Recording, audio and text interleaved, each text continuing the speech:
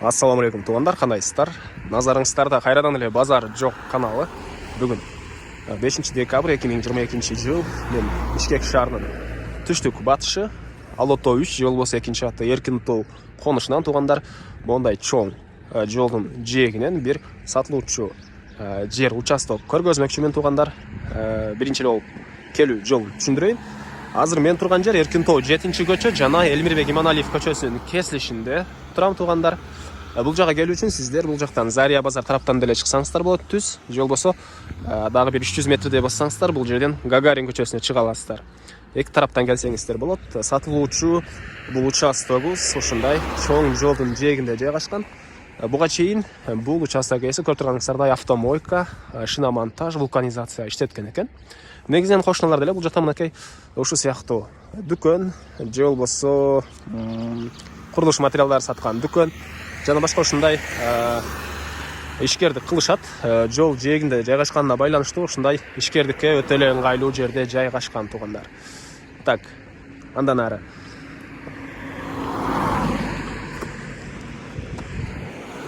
барып калган маалыматын берейин. Мынакей чоң жолдон киргенге эле шарт түзүлгөн. Мынакей машиналар кенен кирип бул жага токтоп, эгер дүкөн болсо дүкөндөн бир нерсе алып чыгат, же болбосо башка жумуш мондай автомойка болсо бул жакта очередке турган мондай машинеге деле жер бар туугандар. Так, аянтуу участогубуздун 4,5 соток экен. Жол жээги 25 метр, ал жак карай 18 метр туугандар. Документтери боюнча кызыл китеби бар. Документтер боюнча кызыл китеби бар. Так, суусу бар экен, свети деле бар, электр энергиясы 3 фазалуу туугандар. 3 фазалуу. Бул жакта мынакей жеңил конструкция менен салынган азыркы учурда автомойкасы, мондай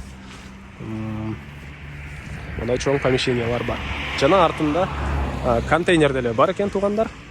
Азыр контейнерин да көргөзө кетейин. Бул тараптар бул жактар деле стяжка болгон. Артында бул жакта контейнер. Мынакей бул жакта контейнер. Ошол буга чейинки персоналдар ичинде эс алып, же болбосо кийим алмаштырган жерлер болгон окшойт буга чейин туугандар. Мына ушундай. Негизинен менден деле чалып сурагандар көп болчу.